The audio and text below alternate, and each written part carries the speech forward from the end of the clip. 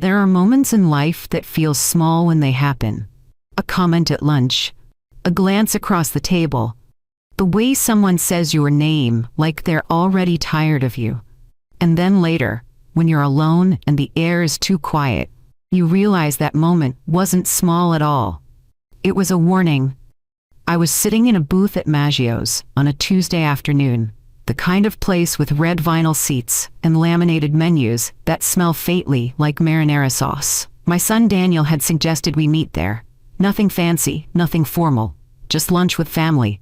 Kayla, my daughter-in-law, sat across from me with her phone face down on the table, and her expression somewhere between bored and irritated. Daniel was beside her, focused on his chicken parmesan like it required his full attention. The kids were at school. It was just the three of us. Kayla leaned back in her chair, arms crossed, and looked at me like I'd interrupted something important. "Patricia," she said, not unkindly but not warmly either, "we need to talk about expectations." I set my fork down carefully. "Okay. You keep asking Daniel for help," she continued, her voice measured. "Little things. Can he check the furnace? Can he look at the roof? Can he deal with Richard's insurance paperwork?" I nodded slowly. He offered. "Right," Kayla said, tilting her head, "but we have our own lives, our own responsibilities, and I think—" She paused, glancing at Daniel, who still hadn't looked up. "I think it's time you stop relying on us." The words landed like a stone dropped into still water. "Stop relying on us." She said it loud enough that the server refilling water glasses 2 booths over glanced in our direction. I felt my face get warm, but I kept my voice even. "Of course, you're right." Daniel finally looked up, but only at his plate. His jaw worked as he chewed, and I watched him for a moment, waiting for him to say something, anything. He didn't. Kayla smiled then, the kind of smile that doesn't reach the eyes. "I knew you'd understand. You're always so reasonable." I nodded again, swallowing the tightness in my throat. We finished lunch in near silence. I paid the bill because I always do, and when we stood to leave, I grabbed my purse and slid out of the booth. That's when it happened. Kayla brushed past me, close enough that I could smell her perfume, something sharp and floral. She leaned in just slightly, her voice soft and casual, almost playful. "Don't bother checking your accounts tonight," she said, "it'll just upset you." Then she walked toward the exit, heels clicking on the tile, Daniel trailing behind her with a takeout bag in his hand. I stood there, purse hanging from my shoulder, frozen in place. The server asked if I was okay. I smiled at her, the way I've smiled my whole life when I need to hold myself together. "I'm fine, thank you." But I wasn't fine, because that line, that throwaway comment Kayla tossed over her shoulder like it meant nothing, told me everything. If there's one thing you don't say to a woman my age, a woman who spent decades balancing a household budget down to the penny, it's, "Don't check your accounts." That's the kind of line you say when you know what someone is going to find. I drove home through Raleigh with my hand steady on the wheel and my mind running in circles. The air conditioning hummed, the radio played something forgettable. Outside, the world looked exactly the same as it had that morning, but something inside me had shifted. You know that feeling when someone says something and your whole body knows it's wrong, even before your brain catches up. When every instinct you've honed over decades suddenly stands at attention, I've learned to trust that feeling. If you've ever had a moment like that, when you just knew something wasn't right, I'd love to hear about it in the comments. And if you're settling in to hear how this plays out, do me a favor and tap that like button. Share this if you know someone who needs to hear it. Because what I'm about to tell you, what I found when I finally looked at those numbers, it's something every person managing their own accounts needs to know. I pulled into my driveway and sat there for a moment, engine ticking as it cooled, listening to the quiet. My house looked the same. The lawn Richard used to mow every Saturday, now handled by a neighbor's teenager. The front porch where we used to sit with coffee on Sunday mornings. Everything looked normal. But Kayla's words played on a loop in my head. "Don't bother checking your accounts tonight. It'll just upset you." That wasn't cruelty. That was confidence. I walked inside, fed my cat, poured a glass of water I didn't drink, and sat down at the desk in my living room. My husband Richard had been gone from this house for 8 months. Not gone from my life, but gone in the way illness steals someone's independence. A stroke in March, rehab in Durham. Then a longer stay in a skilled nursing facility when his right side didn't come back the way we prayed it would. Some days, Richard was sharp, making jokes with the nurses, asking me about the neighbors. Other days he drifted in and out like a radio that wouldn't hold a signal. My world had narrowed into medication schedules, insurance codes, therapy appointments, and making sure a man I'd been married to for 46 years had clean shirts and someone who spoke to him kindly at dinner. I had become, without choosing it, the person who handled everything. That included the money. I opened my laptop. The screen glowed in the dim afternoon light filtering through the curtains. I didn't rush, I didn't panic. I just logged into my bank account and looked at the numbers. And what I saw made my stomach drop in a way I hadn't felt since the night Richard collapsed in our kitchen, and I knew, before the ambulance even arrived, that life was about to change. Only this time, the danger wasn't medical, it was deliberate. I didn't start with my main bank account. When you've handled money as long as I have, you learn that the first signs of trouble show up in the small places. Credit cards, subscriptions, the little charges that slide under your attention until suddenly they add up to something bigger. I clicked into my credit card statement first. Everything looked normal at first glance. Grocery store on Monday, pharmacy on Wednesday. Gas station twice last week. Then I saw it. A charge for $1 from something called VF Services. Another $1 charge from a string of letters that didn't spell anything. KZMR, validation. My finger hovered over the mouse. Those weren't real companies. Those were test charges. The kind of charge someone runs when they're checking to see if a card wigs before they use it for something bigger. I kept scrolling. There it was, a subscription charge. $9.99 to something called Stream Media Plus. I'd never signed up for Stream Media Plus. I didn't even know what it was. My heartbeat stayed steady, but my hands felt cold. I opened a new tab and logged into my main checking account. The page loaded slowly, the little circle spinning in the center of the screen. When it finally appeared, I had to read the number twice.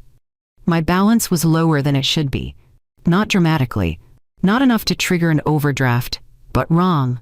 I scrolled down to recent transactions, and there it was, sitting in the pending section like it had every right to be there. Transfer, $4,800, outgoing. Destination, Harbor Ridge Management LLC. I stared at the screen until my vision blurred. Then I blinked and looked again. It was still there. I clicked on the transaction details, my stomach tightening. The screen refreshed. Authorized by secondary user, D. Mercer. D. Mercer. Kayla's last name. I sat very still. No tears, no gasp. Just a quiet, cold understanding, settling into my chest like winter air. I opened my savings account. The balance was lower there too. Not empty, not enough to cause alarm if you weren't looking closely. But chipped away, like someone had been skimming. Small amounts. $50 here. $120 there. Spread out over weeks. My throat felt tight. I opened my brokerage account next, the one Richard and I had built together over decades. The safe account. The one I would never touch unless it was an emergency. A sell order had been placed on one of my steadier holdings, the kind of investment you don't sell because it's your safety net. Order status, pending. Timestamp, that afternoon. Right around the time we were finishing lunch at Maggio's. My hand went to my mouth. I heard Kayla's voice again, clear as if she were standing beside me. Don't bother checking your accounts tonight. It'll just upset you. She knew, which meant this wasn't a mistake. This wasn't confusion or a misunderstanding. This was planned. I pulled my phone from my pocket with shaking fingers and opened the banking app.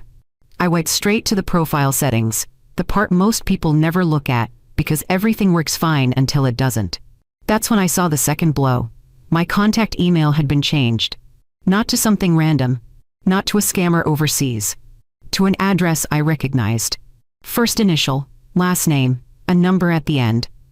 The same number I'd used when I helped Daniel set up his college account 20 years ago. It was Daniel's old email. My stomach turned. I clicked into notification settings, already knowing what I would find. Text alerts, off. Email alerts, off. Push notifications, off. Every single alarm I'd set up to keep track of my money had been turned off. I hadn't done that. I would never do that. Someone had gone into my account, turned off every warning, changed my contact information, and then started moving money. Quietly, carefully. Like they'd done this before. I sat back in my chair, the room tilting slightly. This wasn't a sudden theft. This wasn't someone breaking in and grabbing what they could. This was someone stepping into my life like they owned it. Turning off the alarms before taking what they wanted, and they'd done it while I was sitting across from them at lunch, smiling and apologizing for asking too much. I didn't call Daniel. I didn't text Kayla. I didn't do what a younger version of myself might have done. The panicked confrontation that gives someone time to delete messages, hide evidence, rewrite the story. Instead, I did something I've learned after 70 years on this earth. I got very, very calm. I picked up my phone and dialed my bank's fraud line. A recorded voice asked me to press 1, then 2, then wait. I waited. When an agent finally answered, her voice was pleasant and professional. "Thank you for calling. How can I help you today?" I took a slow breath. "My name is Patricia Maltby," I said, my voice steady. "I believe someone has added themselves as a secondary user on my accounts without my permission, and I need to lock everything down right now." There was a pause. "Ma'am," the agent said, her tone shifting. "Can you tell me what makes you think that?" "Because I'm looking at transactions I didn't authorize," I said, "and the person who made them told me not to check my accounts tonight." Another pause, longer this time. "I'm going to freeze all outgoing transfers immediately," she said. "Your debit card may not work for a short period. Is that acceptable?" "Yes," I said, without hesitation. "Freeze everything." I watched my laptop screen as she worked. The pending sell order disappeared. The outgoing transfer flipped from processing to review. "Ma'am," the agent said gently, "do you have access to your email? We'll need to send confirmation." "My email was changed without my consent," I said. "Please note that in your report." Silence. Then, "Understood. I'm escalating this to our fraud investigations team. You'll receive a call tomorrow morning." Tomorrow morning. Kayla had assumed she had tonight. She thought I'd see the numbers, panic, maybe cry a little, and then by morning she'd have what she needed. But I wasn't giving her tonight. After I hung up, I opened a new browser window and went straight to my credit bureaus. I froze my credit, all 3 bureaus. Then I sat there in the quiet house, hearing Richard's old clock ticking in the hallway, and I understood something else. Kayla hadn't just stolen from me. She'd planted a flag. She was telling me, "This is mine now." And that made it personal. The next morning, I drove to Durham. The rehab facility was an hour away, which meant an hour of silence to think about what I'd found. An hour to decide how much to tell Richard and how much to keep to myself. Because you don't drop a crisis into the lap of a man who's still relearning how to button his own shirt. But Richard has always been able to read me. Not the way Daniel reads me, like a puzzle he's trying to solve so he can win. Richard reads me like weather. Like he knows when a storm is coming, because the air tastes different. I parked in the visitor lot and walked through the automatic doors into the building that smelled like industrial cleaner and reheated food. The receptionist waved me through. I knew the way by now. Richard was sitting in his wheelchair by the window in his room, his right hand resting in his lap, his left hand tapping a slow rhythm on the armrest. When he saw me, his face brightened. "Hey, Pats," he said, his voice warm. I kissed his forehead. "Hi, sweetheart." I pulled a chair close and sat down, taking his left hand in mine. He squeezed gently. For a few minutes, we just sat there. I told him about the weather, about the cat knocking over a plant. Small things, safe things. But Richard kept watching me. Finally, he tilted his head. "You got that tight mouth." I blinked. "What?" "That thing you do," he said, gesturing vaguely with his good hand. "When you're holding something in, your mouth gets tight. What's wrong?" It wasn't a question. I looked down at our hands, his fingers warm against mine. "Something's been happening with the money," I said quietly. "Someone's been moving things around." His brow furrowed. "Who?" I swallowed hard. "Kayla's name showed up on my account," I said. "And there are transfers I didn't make." Richard went very still. "How much?" he asked. "Enough," I said. He stared at me for a long moment, then his jaw tightened. "Daniel know about this?" I think so, I said. Richard's eyes closed briefly, and when he opened them again, there was something fierce in them. Something I hadn't seen since before the stroke. I told you, he said, voice low. I told you they were up to something. I frowned. What do you mean? Richard shifted in his chair, leaning forward slightly. They've been coming here. Daniel and Kayla. Separately sometimes. Together, other times. I know, I said. I thought that was good. I thought they were checking on you. They were. Richard said. But not the way you think. He pointed toward the small dresser by his bed. Open the top drawer. I stood and crossed the room, pulling open the drawer. Inside were a few folded shirts, socks, a book Rachel had brought him. Under the book, Richard said. I lifted the book and found a stack of papers, folded and wrinkled like they'd been handled too many times. I pulled them out and unfolded the first page. Power of attorney forms. My heart sank. They brought these? I asked. 3 times, Richard said. First time, Kayla said it was just in case, to make things easier for you. Said you were overwhelmed and this would help. I looked at the signature line. It was blank. I didn't sign, Richard said. Told her I needed to talk to you first. She got quiet, real quiet. Then she said you didn't need to know yet because it would just stress you out. My stomach turned. What happened the second time? I asked. Daniel came alone. Richard said. He sat right where you're sitting and told me Mom needed help, that I should trust him, that signing the forms was the right thing to do. But you didn't, I said. No, Richard said firmly, because something didn't sit right. If it was really about helping you, why wouldn't they just ask you? I sat back down, holding the papers in my lap. What about the third time? I asked. Richard's face darkened. That was 2 weeks ago. Kayla came with a notary, a woman I'd never seen before. They walked in like it was already decided. Kayla said, we're just finishing up some paperwork for Patricia. What did you do? I told them no, Richard said, flat out. Said I wasn't signing anything without talking to you. The notary looked uncomfortable and left. Kayla stayed. She leaned in real close and said, Richard, you're making this harder than it needs to be. I felt something cold settle in my chest. Then what? I asked. Richard's voice dropped. Then she said, we'll handle it another way. The room went quiet except for the hum of the air conditioning unit in the corner. Can I see your phone? I asked. Richard nodded toward the nightstand. It's there. I stopped answering when they started texting late at night. I picked up his phone and opened the messages. There were dozens from Daniel. Short ones, pressuring ones. Dad. Just sign the forms. It's easier this way. Mom doesn't need to know yet. We'll tell her when it's done. You're being stubborn. This is for her own good. I scrolled further. Then I found the messages from Kayla. Richard, stop making this difficult. We're doing this with or without you. If you won't cooperate, we'll find another way. You know we will. The last message was from 5 days ago. Enjoy your visit with Patricia. It might be the last time things feel normal. My hands shook. Patricia, Richard said softly. What are they doing? I looked up at him, and for the first time since this started, I felt the full weight of it. They're not just taking money, I said. They're trying to take control. Richard reached for my hand again, his grip surprisingly strong. Then stop them, he said. Don't let them do this to you. I folded the power of attorney forms and slipped them into my purse along with Richard's phone. I won't, I said, and I meant it, because now I had something more than stolen money and disabled alerts. I had proof of intent, and that changed everything. I didn't go straight home from Durham.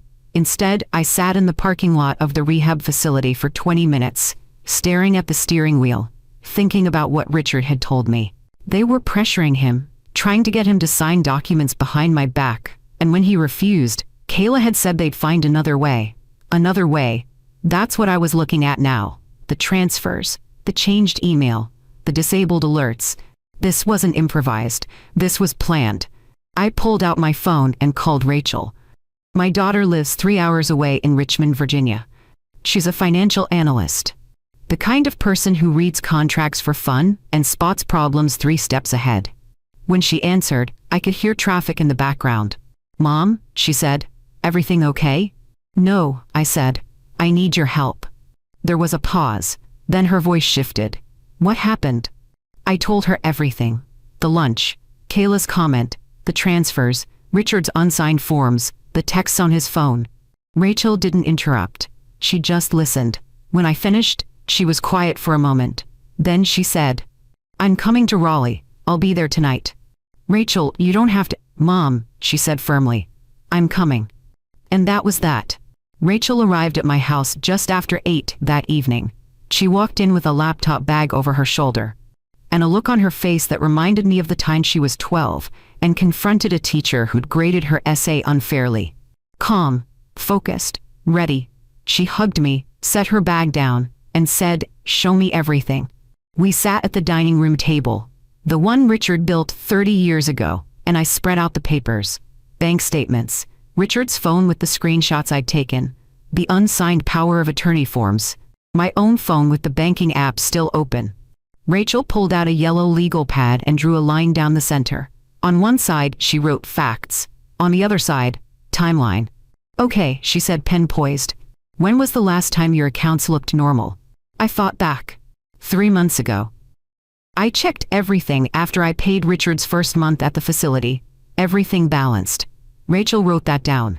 "And when did you first notice something off?" "Last night," I said.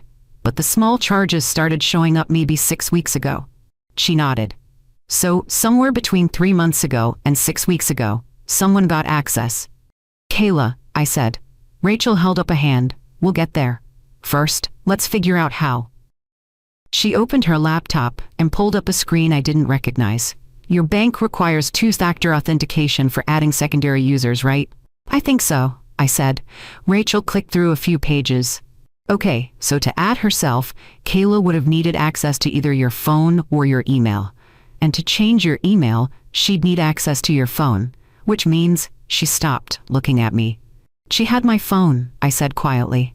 Rachel leaned forward. "When?" I closed my eyes. Replaying the lunch at Maggio's, there had been a moment right after we sat down when Kayla had asked to see a photo of Richard I'd mentioned.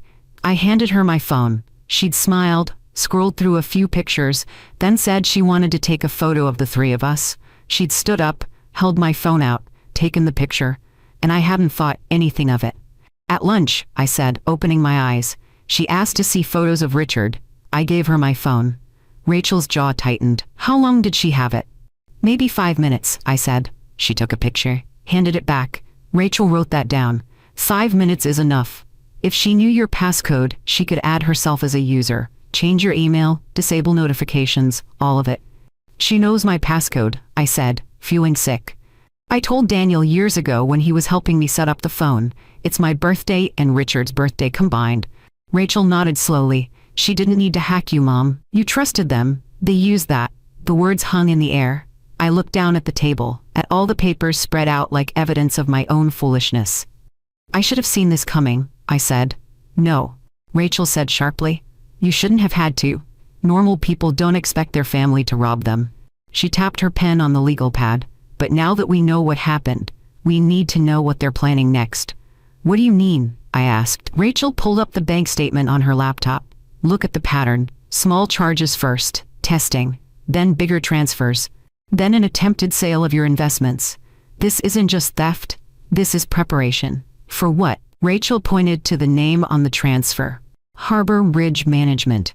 That's a leasing company. Kayla's not just skimming money for bills. She's setting something up. A lease, a rental property, something that requires a security deposit and first month's rent." I stared at the screen. "Why would she need that?" I asked. Rachel met my eyes. "Because she's planning an exit. We're setting up something separate. Either way, she's building a life funded by your accounts." The room felt colder suddenly. "So what do we do?" I asked. Rachel closed her laptop and looked at me carefully. "We don't confront her yet. If we do, she'll delete everything, claim it was a misunderstanding, maybe even say you gave permission and forgot." "But I didn't," I said. "I know," Rachel said. "But right now, it's your word against hers. We need more." "More what?" Rachel leaned back in her chair. "More proof, more pattern, more evidence of intent, right now." "She thinks you haven't noticed. Let's keep it that way." "You want me to just let her keep trying?" I asked. "No," Rachel said. I want you to watch her. Let her think she's getting away with it. And when she reaches again, we'll be ready. I looked at my daughter, at the fierce determination in her eyes, and I felt something shift inside me. I wasn't alone in this, and I wasn't going to be a victim. Okay, I said. What do we do first? Rachel picked up her pen again. First, we document everything. Every login attempt, every transaction, every text message. We build a timeline so tight that no lawyer can argue it away. She looked up, and second, we set a trap. The call from the bank's fraud investigation team came 2 days later. I was in the kitchen making coffee when my phone rang. The caller ID showed a number I didn't recognize, but I answered anyway. Ms. Maltby, a woman's voice said. This is Linda Gray from the Fraud Investigations Unit. Do you have a few minutes to talk? I set down my coffee mug. Yes, I've been reviewing the case you reported, she said, and I wanted to give you an update on what we found. Rachel was at the table with her laptop open, and when she saw my face, she closed it and gave me her full attention. The attempted transfer you flagged, Linda continued, was to an account registered under Harbor Ridge Management LLC. We contacted them directly, and they confirmed it's a property leasing company based in Cary. A leasing company, I repeated. Yes, Linda said. They manage residential rentals, apartments mostly. The transfer you stopped was for a security deposit and first month's rent. My stomach tightened. For what property? I can't share specifics without a subpoena, Linda said carefully, but I can tell you that the application on file matches the name of the secondary user who attempted the transfer, Kayla Mercer. Rachel's eyes widened. So she was trying to rent a place, I said slowly, using my money. It appears that way, Linda said. The timing suggests the transfer was meant to secure a lease. When it was blocked, the leasing office contacted the applicant to let them know the payment failed. I felt something cold settle in my chest. What did she tell them? According to their records, Linda said, she said there was a banking error and she'd resubmit payment another way. Rachel stood up and came closer, listening. Ms. Maltby, Linda continued, I want you to understand something. This kind of pattern, testing charges followed by larger transfers tied to a specific purchase, suggests premeditation. This wasn't a one-time mistake. I know, I said. Linda's voice softened. We're building a case file. If you decide to pursue this legally, you'll have documentation. But in the meantime, I strongly recommend you do not engage directly with the person involved. Let us handle communication. Understood, I said. After I hung up, I looked at Rachel. She's renting an apartment, I said. Rachel sat back down, her mind clearly racing. In Cary, that's what, 30 minutes from here? About that, I said. Rachel opened her laptop again and typed something. Harbor Ridge Management, let me see what I can find. She scrolled for a moment, then turned the screen toward me. Here, they have a leasing office on Walnut Street. Open Tuesday through Saturday. I stared at the address. What are you thinking? Rachel asked. I didn't answer right away. I was thinking about Kayla at lunch, leaning back in her chair like she owned the room, about the confidence in her voice when she told me not to check my accounts. She wasn't just taking money for bills. She was building an escape route. I want to see it, I said finally. Rachel looked at me carefully. See what? The leasing office, I said. I want to see if she's still trying. Rachel hesitated. Mom, the bank said not to engage. I'm not going to engage, I said. I just want to see. Rachel studied me for a long moment, then nodded. Okay. But we're doing this smart. We watch, we don't approach, we don't confront. Agreed, I said. The next afternoon, Rachel and I drove to Cary. The leasing office for Harbor Ridge Management was in a newer development off the main road. The kind of place with fresh landscaping and a sign that looked like it cost more than most people's cars. Rachel parked across the street, in a strip mall lot, where we had a clear view of the entrance. Now we wait, she said. I nodded, my hands folded in my lap. We sat there for almost an hour. A few people came and went. A couple looking at floor plans. A maintenance worker carrying a toolbox. No one I recognized. I was starting to think we'd wasted the trip when a car pulled into the lot. A silver sedan. My heart jumped. That's her car, I said quietly. Rachel leaned forward. You're sure? I'm sure. We watched as Kayla got out, wearing sunglasses and carrying a large purse. She walked toward the leasing office with the kind of casual confidence that made my jaw tighten. She disappeared inside. "What do we do?" I asked. "We wait," Rachel said, "and we see what she comes out with." 15 minutes passed. 20. I kept my eyes on the door, my pulse steady but insistent. Finally, the door opened. Kayla stepped out, and this time she wasn't alone. A woman in business clothes walked beside her, gesturing toward a building at the far end of the complex.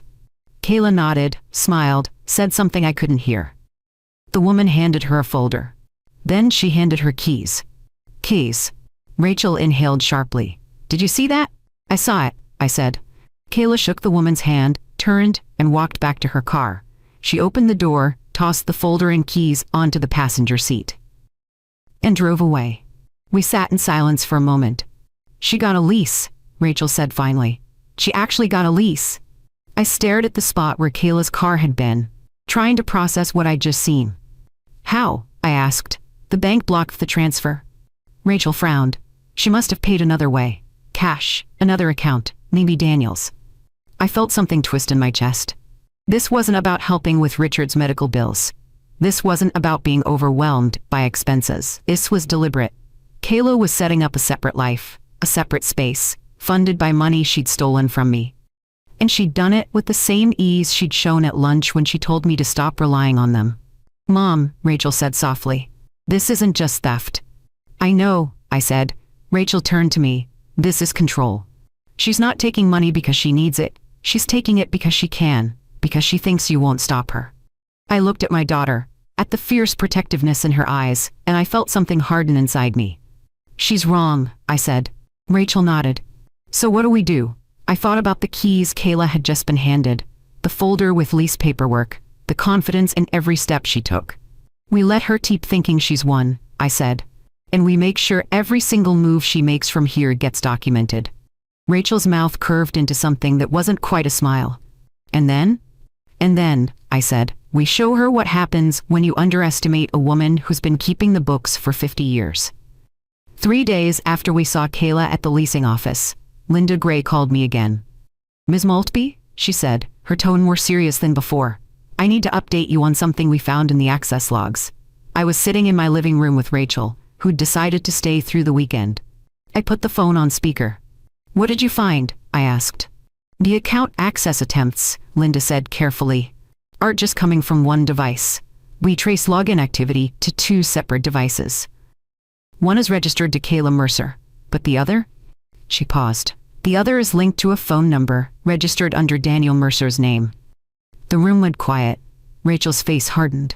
I felt something sink in my chest. "You're saying Daniel accessed my accounts too?" I said slowly.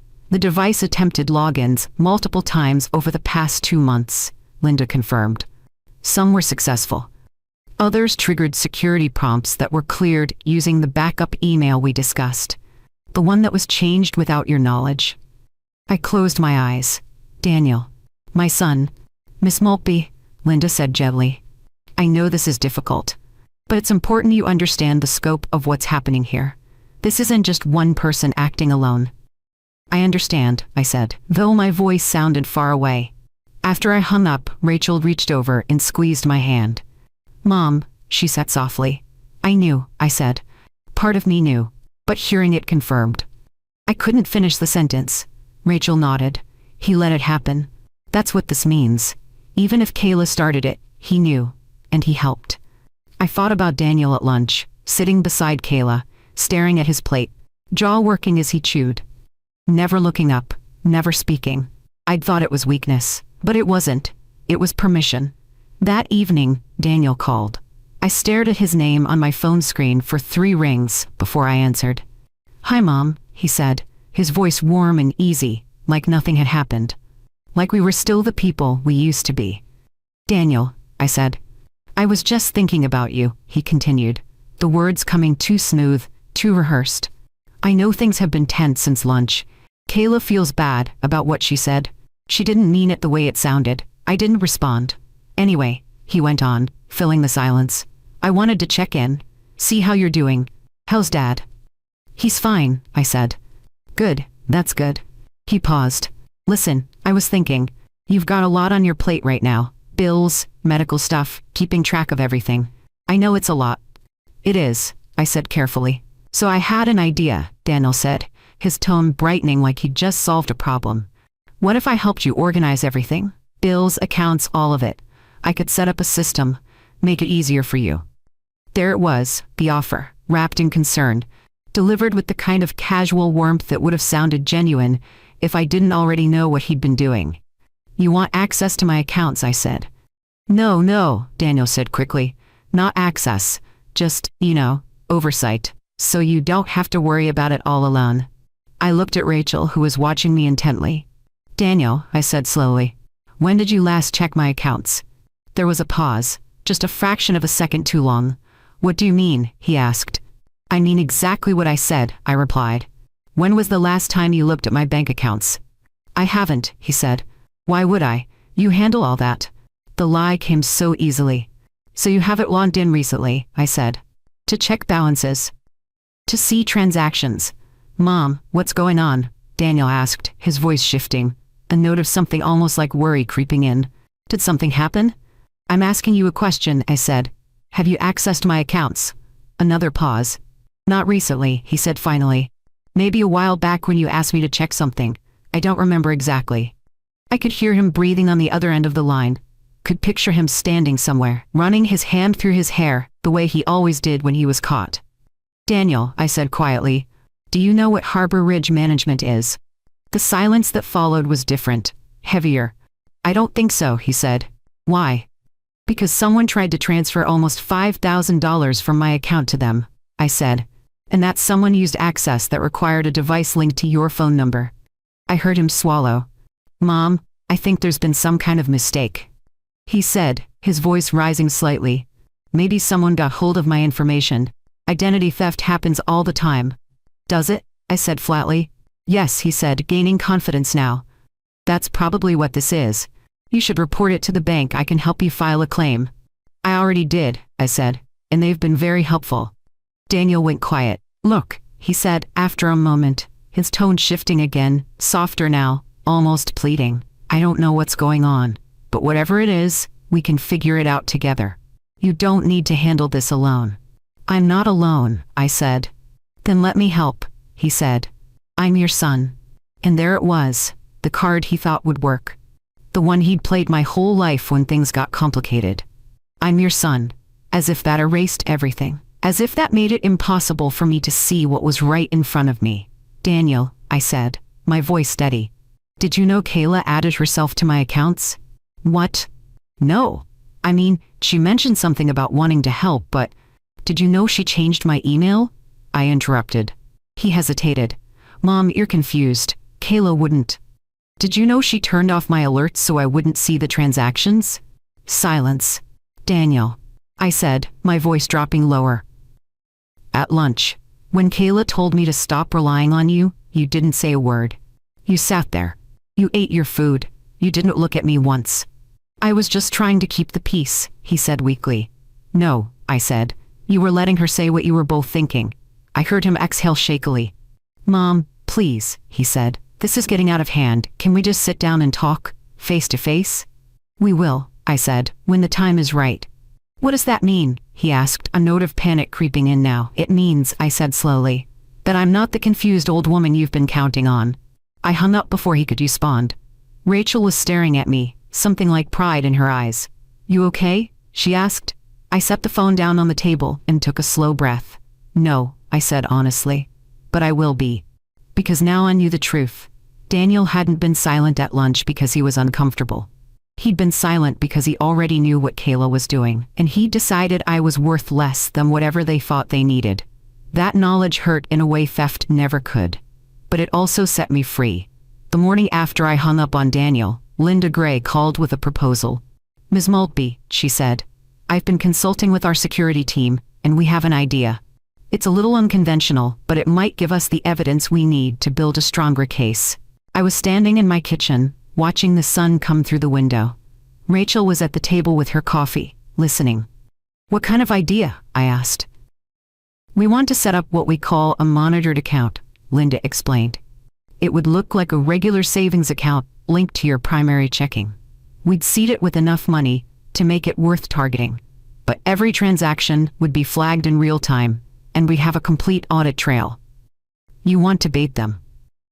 I said. In a controlled way, yes, Linda said. If someone attempts to access it, we'll know immediately. And more importantly, we'll have documentation that can't be disputed. Rachel leaned forward, nodding slowly. What would I have to do? I asked. Very little, Linda said. We set it up on our end. It appears in your account summary like any other savings account, and then you mention it. Mention it how? Casually, Linda said. The way you might mention any good news, an insurance reimbursement, a refund, something that sounds legitimate and time-sensitive. I thought about that. About dropping information like a coin into a well and waiting to see if anyone reached for it. And if they try to take it, I asked. We stop the transaction immediately, Linda said. But we'll have proof of intent. Proof that this isn't a misunderstanding or a one-time mistake. It's a pattern. I looked at Rachel, who met my eyes and nodded once. Okay, I said, let's do it. By that afternoon, the account was live. I could see it on my banking app. A new savings account labeled Emergency Fund. Balance, $8,000. It looked real. It felt real. And to anyone watching my accounts, it would seem like money I just received.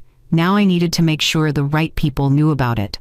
I opened the family group chat on my phone, the one Daniel had set up years ago for coordinating visits and sharing updates about Richard. It had been quiet since the lunch at Maggio's. No one had posted anything. I took a breath and typed.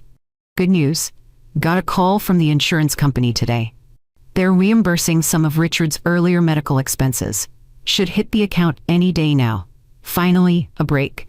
I stared at the message for a moment before hitting send. It felt wrong, like I was lying. But I reminded myself that the money in that account was real. The lie was in why I was mentioning it. The message went through. I watched the screen. 1 minute passed. Then 2. Then I saw it. Read receipts. Daniel had seen it. So had Kayla. Neither of them responded. I set my phone down and walked into the living room where Rachel was working on her laptop. It's done, I said. Rachel looked up. How do you feel? Like I'm setting a trap for my own son, I said quietly. Rachel closed her laptop. Mom, you're not setting a trap. You're giving them a choice. They can leave it alone and prove they've stopped. Or they can reach for it and prove they never intended to stop. And if they don't take the bait? I asked. Then we have other evidence, Rachel said. But my guess? They will. I wanted to argue. Part of me wanted to believe that Daniel would see that message and feel shame. That he'd realize what he'd been doing and stop. But the truth was simpler and harder. People who steal from you once don't usually stop because you gave them another opportunity. They stop when they can't anymore. You know, I need to pause here for a second. I know some of you watching this have been through something similar. Maybe not exactly the same, but close enough that it stings. If that's you, I want you to drop a comment. Tell me what happened. Tell me how you handled it. And if you're still figuring it out, that's okay too. Sometimes just saying it out loud helps. And while you're here, go ahead and hit that subscribe button, because this story is about to take a turn that I promise you won't want to miss. The next 2 days were the longest of my life. I went about my routine, fed the cat, checked on Richard, made phone calls to his doctors, folded laundry. But underneath it all, I was waiting. Every time my phone buzzed, my heart jumped. Every time I checked the banking app, I held my breath. Rachel stayed close, working from my dining room table, her laptop always open, always ready. On the 3rd day, I got a text from Daniel. Hey Mom, just checking in. How are you? I stared at the message. It was so normal, so casual, like he hadn't spent the last week lying to me. I typed back. I'm fine, busy with Richard's appointments. Good, he replied. Let me know if you need anything. I didn't respond. An hour later, Kayla posted in the group chat. So glad to hear about the insurance refund, Patricia. That must be such a relief. My stomach tightened. She was acknowledging it, making it known she'd seen the message. I typed back, yes, it'll help with the next few months of care. Kayla replied with a thumbs up emoji. Rachel came into the room, looking at her phone. Did you see that? I saw it, I said. She's circling, Rachel said. Figuring out how to get to it. That night, I couldn't sleep. I kept thinking about the moment at lunch when Kayla had told me not to check my accounts. The smugness in her voice, the certainty. She'd thought I was too old, too overwhelmed, too trusting to notice. And for a while, that had been enough. But I wasn't that person anymore. I'd spent 70 years learning how to balance budgets, stretch dollars, and keep a household running when the numbers didn't want to cooperate. I knew how money moved. I knew what normal looked like. And I knew what theft looked like too. At 2 a.m, I got up and checked my phone. No alerts. The emergency fund account was untouched. I went back to bed and lay there in the dark, listening to the house settle. Somewhere out there, Kayla was looking at that number. $8,000, sitting in an account she thought she still had access to. And she was deciding. The question wasn't if she would try. And when she did, I'd be ready. It happened on a Thursday morning. I was at the kitchen table sorting through medical bills when my phone rang. The caller ID showed my bank's main number. I answered immediately. Hello? Ms. Maltby, this is Linda Gray. Are you somewhere you can talk? My heart jumped. Yes. We had activity on the monitored account, she said, her voice calm but urgent. Someone just attempted a transfer. I gripped the phone tighter. $7,200, Linda said. Destination, Harbor Ridge Management. The same place. The same leasing company. When? I asked. 3 minutes ago, Linda said. The transaction was flagged immediately and blocked before processing. The person who initiated it won't know it failed yet. They'll think it went through. I stood up, my legs suddenly unsteady. Who initiated it? I asked. Though I already knew, the access came from the secondary user account, Linda said. Kayla Mercer. She used the same credentials she's used before. Rachel appeared in the doorway, alerted by something in my face. Ms. Maltby, Linda continued. This is the evidence we needed. This wasn't exploratory. This was a deliberate attempt to transfer a significant amount to a known recipient. I'm escalating this to law enforcement right now. What happens next? I asked. A detective from the Financial Crimes Unit will contact you within the hour, Linda said. They'll want a formal statement. Everything you've documented, everything we've tracked, it all becomes part of an official investigation now. I felt something shift inside me. Something that had been soft and uncertain, hardening into clarity. Thank you, I said. Ms. Maltby, Linda said, her voice gentler now. I want you to know, you did the right thing. A lot of people in your situation would have let this go. Would have convinced themselves it was family business, not crime. But what's happening to you is theft. And you deserve protection.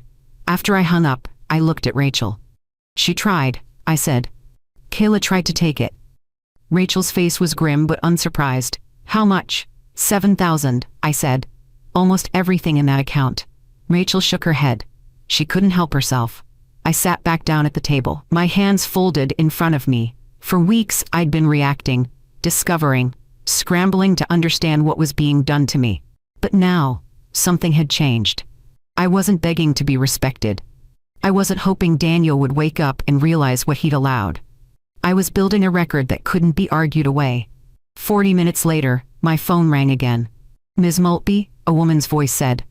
This is Detective Ramona Sinclair, with the Financial Crimes Division. Do you have time to speak with me? Yes, I said. I've been briefed by your bank, Detective Sinclair said. I understand there's been ongoing, unauthorized access to your accounts, and this morning there was an attempted transfer. Is that correct? Yes, I said. I'd like to meet with you in person to take a formal statement, she said. Would this afternoon work? It would, I said. Good. I'll come to you. Does 2 o'clock give you enough time?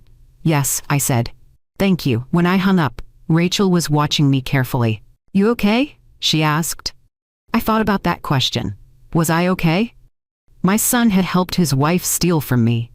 They'd pressured Richard in a rehab facility. They'd turned off my alerts, changed my email, and systematically drained my accounts while sitting across from me at lunch and telling me to stop relying on them. No, I wasn't okay. But I was something else. I was clear. I'm ready, I said. Detective Sinclair arrived at exactly 2 o'clock. She was younger than I expected. Maybe 40, with short dark hair and an expression that suggested she'd seen worse, but took every case seriously anyway. She sat at my dining room table with a tablet and a notepad, and she listened as I walked her through everything. The lunch, the comment, the discovery, Richard's unsigned forms, the texts on his phone, the leasing office, Daniel's phone call, the attempted transfer that morning. She didn't interrupt. She just nodded and took notes. When I finished, she looked up. "Miss Maltby," she said, "how long have you known something was wrong?" 2 weeks, I said. "Since the night of the lunch. And in that time, have you confronted either Kayla or Daniel directly about the theft?" "No," I said. "I called Daniel once, but I didn't accuse him. I asked questions. He lied." Detective Sinclair nodded. "Good. That's actually helpful. It means they don't know you're building a case. They think they're still operating undetected." She tapped her tablet. "The bank has provided us with access logs, transaction records, and device information. We've also requested leasing records from Harbor Ridge Management. Those will show if there's a connection between the attempted transfers and any lease activity under Kayla Mercer's name." "There is," Rachel said. "We saw her at the leasing office. She got keys." Detective Sinclair looked at Rachel. "Can you verify that?" "Yes," Rachel said. "We were there. We saw her." Detective Sinclair made a note. "That helps establish intent. This isn't about confusion or miscommunication. This is about deliberately using someone else's funds for personal benefit." She looked back at me. "Ms. Maltby, I need to prepare you for what comes next. When we confront suspects in financial crimes cases, they almost always claim the victim gave permission. They'll say you're confused, that you told them they could access the accounts, that this is a family misunderstanding." "I didn't give permission," I said firmly. "I believe you," Detective Sinclair said, "but we need to make sure the evidence speaks for itself. Changed emails, disabled alerts, unsigned power of attorney forms, that all points to deception, not permission." She closed her tablet. "Here's what I recommend. We're going to continue gathering documentation. Once we have everything, I'll contact Kayla Mercer for an interview. She has the right to bring an attorney, but the goal is to get her explanation on record." "When will that happen?" I asked. "Soon," Detective Sinclair said. "Within the next few days. And Miss Maltby, I want you to be prepared. When people realize they've been caught, they react. Sometimes with anger, sometimes with blame. You might hear things that hurt." I nodded slowly. "But remember," Detective Sinclair continued, "your job isn't to defend yourself. Your job is to let the evidence do the talking." She stood, gathering her things. "One more thing," she said. "If either Kayla or Daniel contacts you in the meantime, don't engage beyond what's necessary. And if they say anything about the accounts, document it. Save texts, record calls if your state allows it. Everything helps." After she left, I sat at the table for a long time.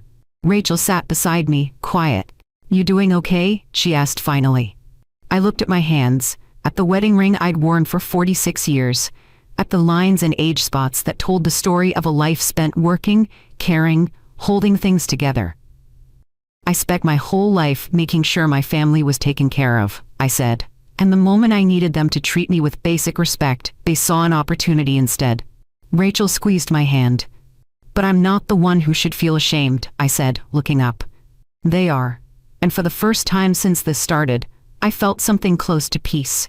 Not because it was over, but because I'd stopped asking for permission to protect myself. Detective Sinclair called me back 2 days later. "Ms. Maltby," she said, "I've compiled the initial evidence package, and I need you to come down to the station to review everything and sign off on your official statement. Can you do that tomorrow morning?" "Yes," I said. "Bring anything you have that we haven't seen yet," she said. "Photos, texts, documents, anything that helps establish timeline or intent." The next morning, Rachel drove me to the police station.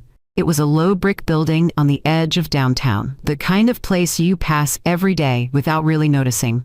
Inside, Detective Sinclair met us in a small conference room with a table, 4 chairs, and a window that looked out onto the parking lot.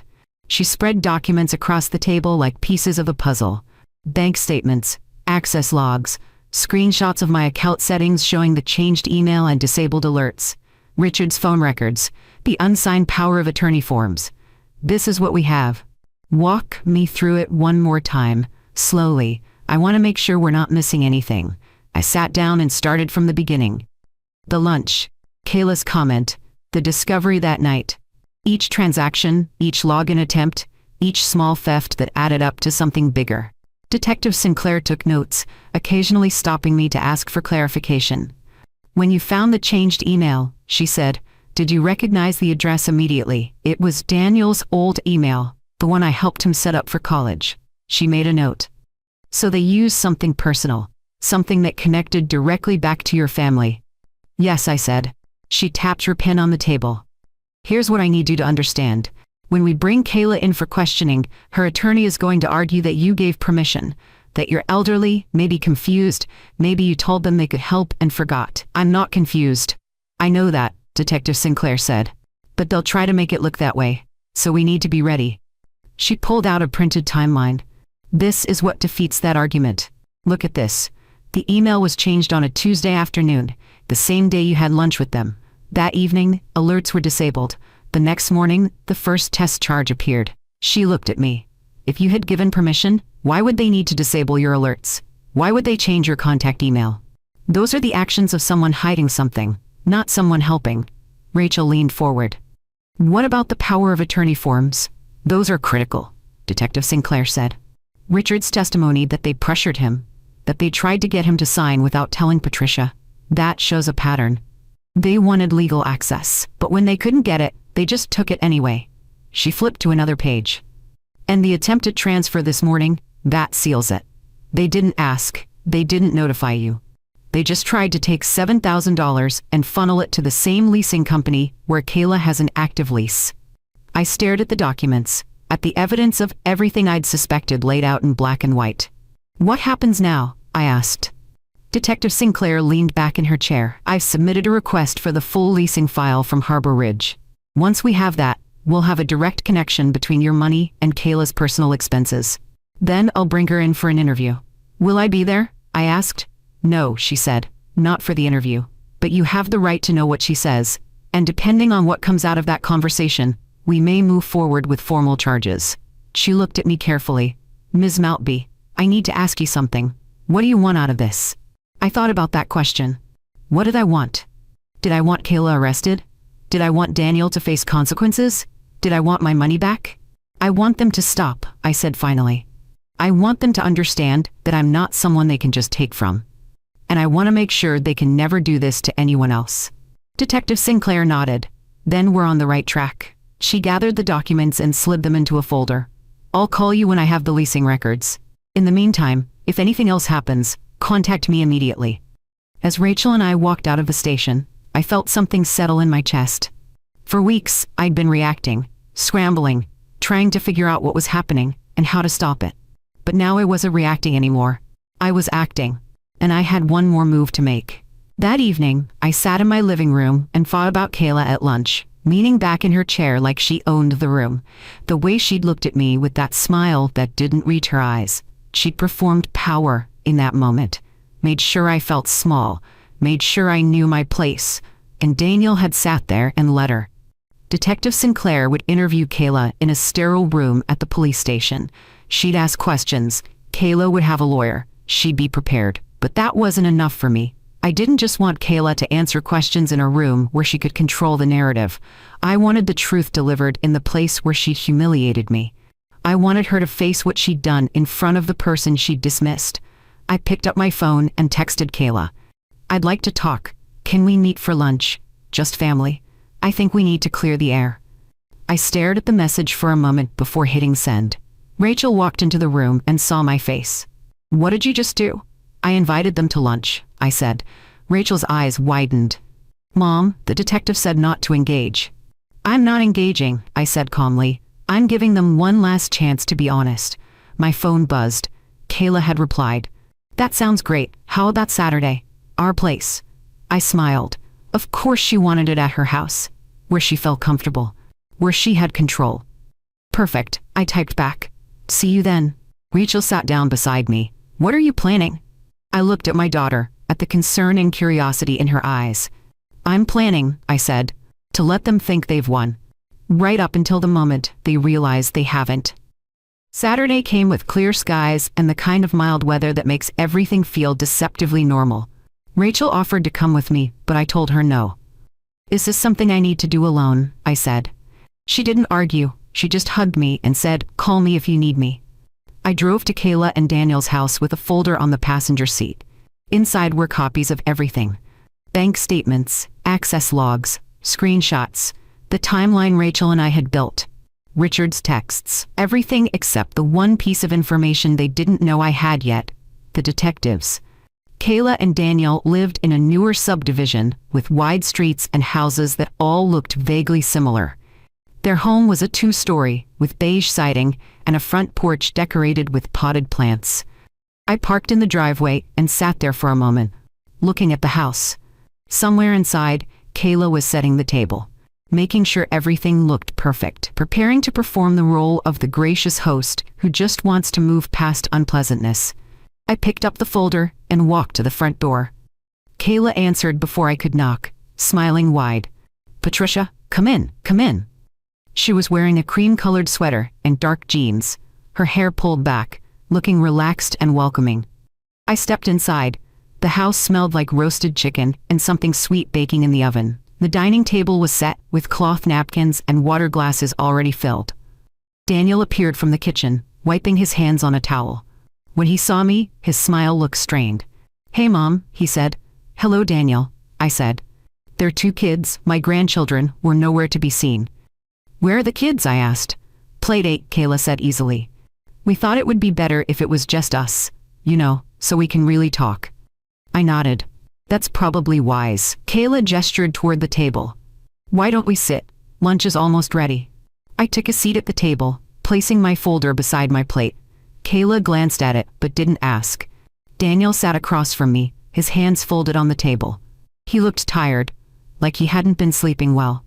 Kayla brought out a platter of chicken, then a bowl of salad, moving with practiced ease. "I'm so glad we're doing this," she said as she sat down.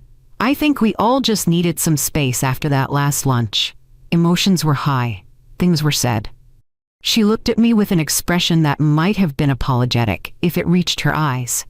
"I know I came across harsh," she continued. "And I'm sorry if I hurt your feelings. That wasn't my intention." I nodded slowly. "Thank you for saying that."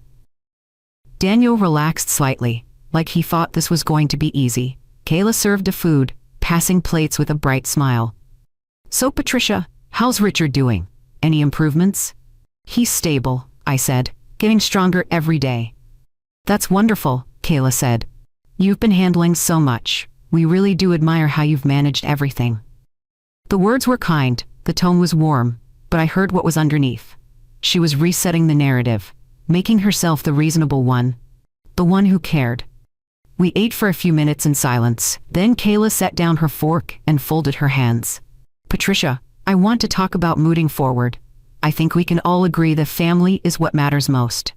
And sometimes in families, there are misunderstandings. But that doesn't mean we stop caring about each other." "Misunderstandings?" I repeated quietly. "Yes," Kayla said. "I think maybe there's been some confusion about finances, about who's helping with what. And I want to clear that up so there's no weirdness between us." Daniel shifted in his seat, but said nothing. I looked at him. "Daniel, do you have anything you want to say?" He glanced at Kayla, then back at me. "I just want us to be okay, Mom. I don't like this tension." "Neither do I said. I reached for the folder beside my plate and opened it. Kayla's smile flickered. "What's that?" she asked lightly. "Information," I said. I pulled out the first document. A bank statement with highlighted lines showing the unauthorized transactions. I placed it on the table between us. "This is from my checking account," I said. "You can see here, a transfer of $4,800 to Harbor Ridge Management. Authorized by a secondary user. That user is you, Kayla." Kayla's face went pale. "Patricia, I think you're confused." "I'm not confused," I said calmly. I pulled out the next document. The access log. "This shows every time someone logged into my account over the past 2 months," I said. "The timestamps, the device information, 2 devices, One registered to your name, one registered to Daniel's phone number. Daniel's mouth opened, but no sound came out.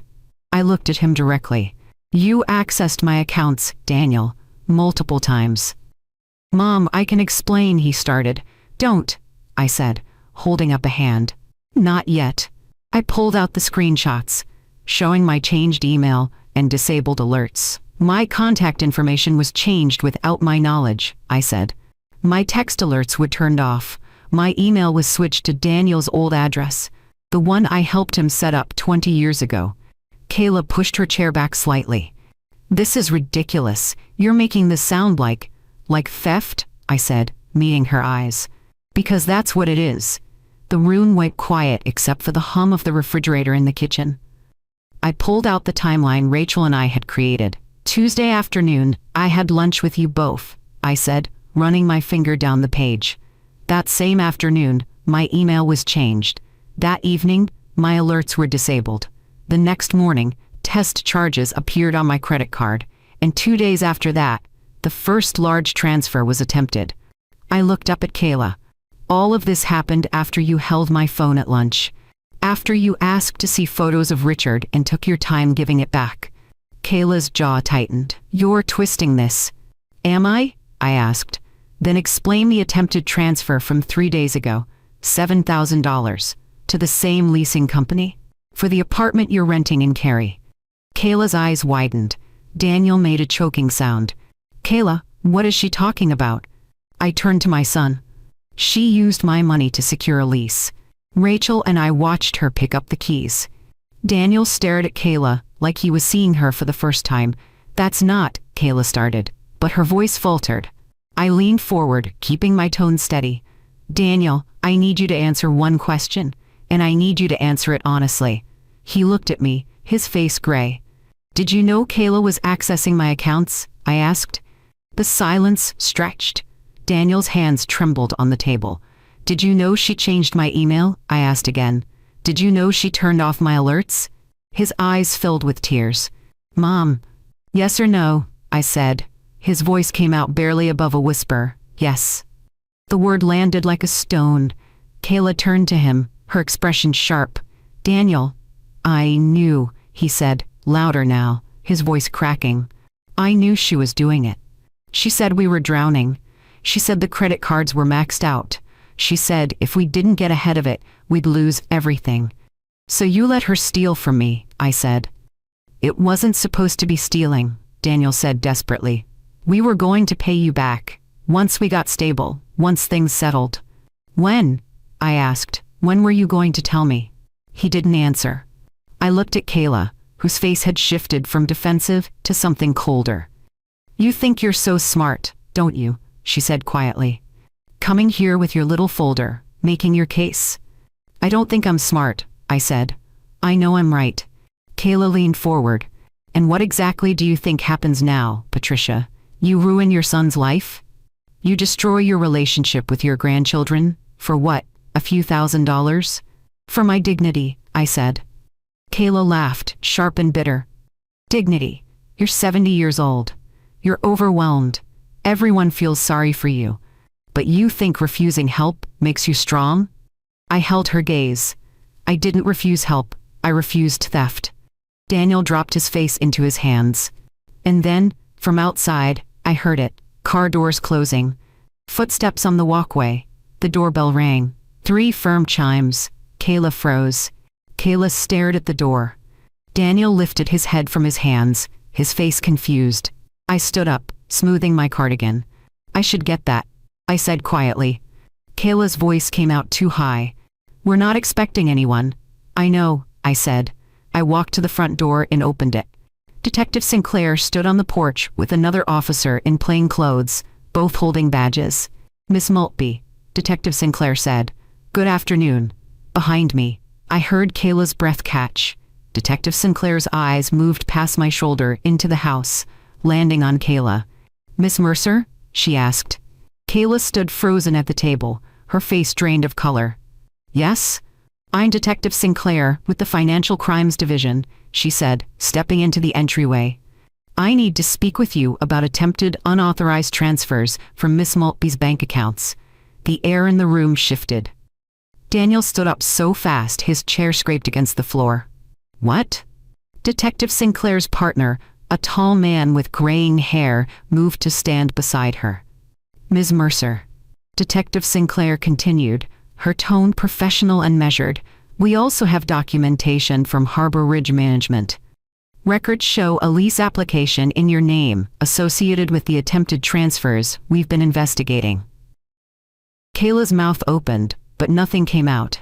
Rachel appeared in the doorway behind the detectives, her expression calm, but her presence deliberate.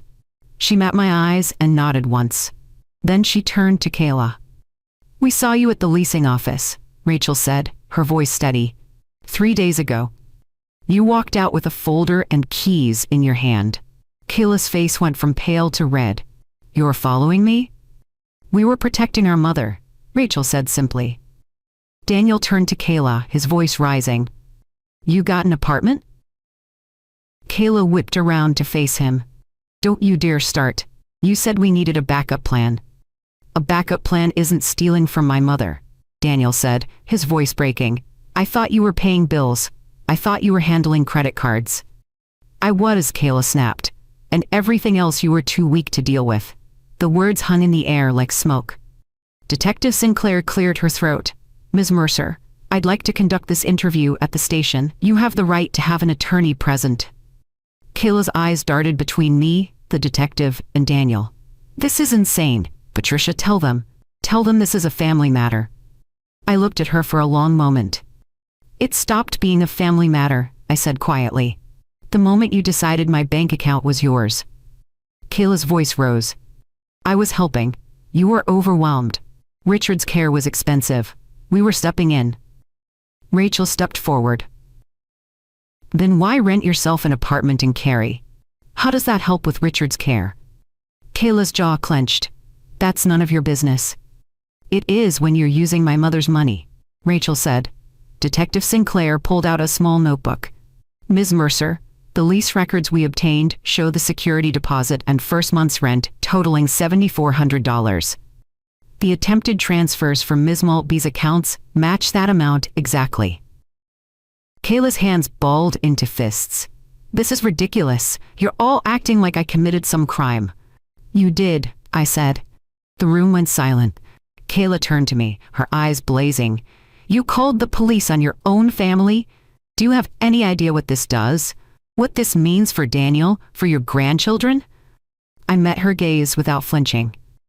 I gave you every opportunity to stop. I watched you reach into that monitored account 3 days ago and try to take $7,000. You didn't hesitate. You didn't ask permission. You just took it. Kayla's breath came faster. Because you would have said no. Because you're selfish and you hoard your money while everyone around you struggles. I paid for Richard's care, I said, my voice rising slightly. I paid for insurance. I paid for therapy. I kept our lives running while you sat at lunch and told me to stop relying on you. Kayla's face twisted. You think you're so dignified, so put together. But you're just a bitter old woman who can't stand the idea that someone else has control. I felt something cold settle in my chest. You're right about one thing, I said. I can't stand the idea of someone else having control over my life. Especially someone who thinks my age makes me easy. Kayla opened her mouth to respond, but Daniel cut her off. Stop, he said, his voice raw. Just stop. Everyone turned to look at him. He was staring at Kayla, tears streaming down his face. You told me it was temporary. You said we'd pay her back. You said she wouldn't even notice. Daniel, Kayla said, her tone shifting, softening. Don't do this. You lied to me, Daniel said. About all of it. I did what I had to do, Kayla said, because you wouldn't. Daniel flinched like she'd slapped him. Then he turned to me, his voice breaking completely. Mom, I'm sorry. I'm so sorry. I knew something was wrong, but I told myself it was okay, that we'd fix it, that you'd understand. I looked at my son, at the man who'd sat at lunch and refused to meet my eyes while his wife humiliated me. You let her, I said quietly. That's what hurts the most. You let her do this because it was easier than standing up. Daniel's shoulders shook. I know. Detective Sinclair stepped forward. Ms. Mercer, we need to go. You can contact your attorney from the station. Kayla grabbed her phone from the table, her hands shaking. This isn't over, Patricia. You think you've won something, but all you've done is destroy this family. I shook my head slowly. I didn't destroy this family, you did. The moment you decided I was worth less than the money in my account. Detective Sinclair gestured toward the door. Ms. Mercer. Kayla walked toward the door, her head high, but I could see the panic in her eyes. As she passed me, she stopped. You'll regret this, she said quietly. I looked at her, at the woman who'd smiled at me across the lunch table while planning to rob me blind, and I felt nothing but certainty. No, I said, I won't. Detective Sinclair and her partner escorted Kayla out. Through the window, I watched them walk her to their car. Watched her get in the back seat. Watched the car pull away. Rachel stood beside me, her hand on my shoulder. Daniel stood alone in the middle of the dining room, looking at the table still set with our unfinished lunch, and I saw the exact moment he understood what his silence had cost him. Not just money, not just trust, everything. The weeks that followed were quieter than I expected. Kayla hired an attorney within 24 hours. The attorney sent letters, made phone calls, tried to frame everything as a misunderstanding between family members who loved each other. But the evidence didn't care about love. The bank records spoke for themselves. The access logs, the changed email, the disabled alerts, the attempted transfers to a leasing company where Kayla had secured an apartment using money that wasn't hers. Detective Sinclair kept me updated, told me what I needed to know, without overwhelming me with details I didn't need. The case moved forward slowly, the way these things do, but I didn't wait for it to resolve before I started rebuilding. I opened new accounts at a different bank, set up protections that required in-person verification for any changes, created separate accounts for different purposes so that if something ever went wrong again, it would be contained. I changed every password, every security question, every piece of information someone could use to pretend they were me. And I wrote down rules, not guidelines, not suggestions, rules. No one gets access to my accounts. No one makes financial decisions on my behalf without written consent reviewed by an attorney. No one pressures Richard for signatures or paperwork without me present. And if someone in my family needs help, they ask, with honesty, with respect, not with theft disguised as concern. 2 weeks after the detectives came to the house, Daniel showed up on my porch. It was late afternoon, the kind of golden hour light that makes everything look softer than it is. He stood there, with his hands in his pockets, shoulders hunched, like a boy who'd been sent to apologize. "Mom," he said, "can we talk?" I looked at him for a long moment. Part of me wanted to say no, to close the door and let him stand there with the weight of what he'd done. But another part of me, the part that had raised him and loved him and watched him grow into someone I didn't always recognize, wanted to hear what he had to say. I opened the door wider. "Come in." We sat in the living room, not close, not like we used to, but across from each other like people trying to figure out if there was anything left to save. Daniel stared at his hands. "I don't know how to start." "Start with the truth," I said. He nodded slowly. "I knew what Kayla was doing. Not all of it, not the apartment, but I knew she was moving money around. She told me you wouldn't notice, that it was small amounts, that we'd pay you back. And you believed her," I said. "I wanted to," Daniel said, his voice thick, "because if I believed her, I didn't have to admit what we were really doing." He looked up, his eyes red. "I've been drowning, Mom, the credit cards, the bills. Everything Kayla said we handled together, she just kept spending. And I kept quiet because I didn't want to admit I couldn't control it." "So you let her control me instead," I said. Daniel flinched. "Yes," the word hummed between us. "I'm sorry," he said, and his voice broke. "I'm so sorry. I let you down in the worst possible way, and I don't know how to fix it." I took a slow breath. "You can't fix it," I said. "Not the way you're thinking." Daniel's face crumpled. "But," I continued, "you can decide who you're going to be from here." He looked at me, waiting. "If you want any kind of relationship with me going forward," I said, "it has to be on new terms. No access to my money, No asking for loans. No trying to manage my life because you think I can't handle it. I understand, Daniel said. I'm not finished, I said. You're going to get help. Real help. Financial counseling, therapy, whatever it takes to stop making choices out of fear. And you're going to be accountable, not to me, to yourself. Daniel nodded, tears slipping down his cheeks. And one more thing, I said. You will never ever let anyone talk to me the way Kayla did at that lunch. Not your wife, not your friends, not anyone. I won't, Daniel said. I swear. I looked at my son and saw something I hadn't seen in years. Remorse. Real remorse. Not the kind that's performed to get out of trouble. The kind that comes from finally understanding the size of what you've lost. Then we start there, I said. Daniel stood up, hesitated, then asked quietly, Can I hug you? I stood too. Yes. He stepped forward and wrapped his arms around me, and I felt him shake with the kind of crying that comes from deep places. I held him, not because everything was fixed, but because he was still my son. And because holding space for someone's consequences is sometimes the hardest and most important kind of love. Before we go any further, I want to say something. If you've made it this far in this story, thank you, really. I know these stories aren't always easy to hear, but sometimes we need to see ourselves in someone else's experience to know we're not alone. If this story resonated with you, if it reminded you of something you've been through, or something you're dealing with right now, please share it. Leave a comment, tell me what you think, and make sure you subscribe, because stories like this one, stories about taking back your power, they matter. And I'm not done telling them. A month later, Richard moved to a new facility. Rachel found it after weeks of research, a place that specialized in stroke recovery and treated patients like people, not problems. The first time I wheeled Richard into the courtyard, he looked up at the sky and smiled. This is better, he said. It is, I agreed. He squeezed my hand with his good hand. How are you doing, Pats? I thought about that question, really thought about it.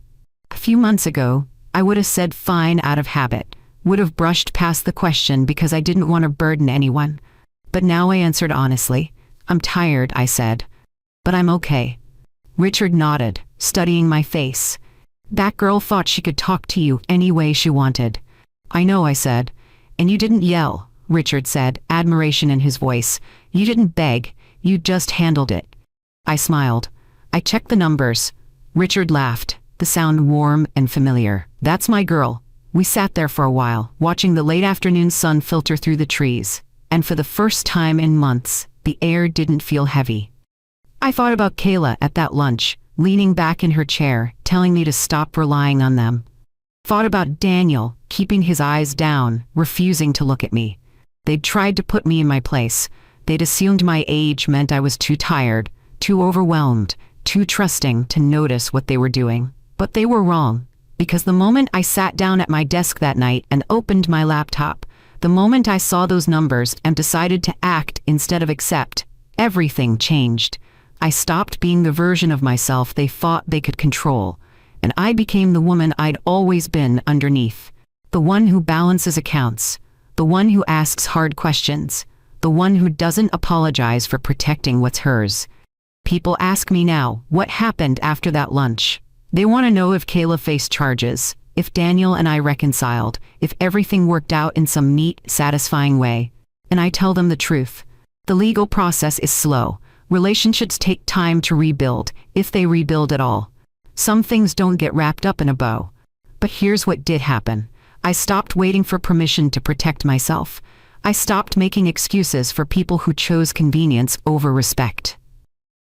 And I stopped relying on anyone who thought my dignity was negotiable. That night, when Kayla told me not to check my accounts, she thought she was giving me an order. But what she actually gave me was a choice. And I chose myself. Every single time.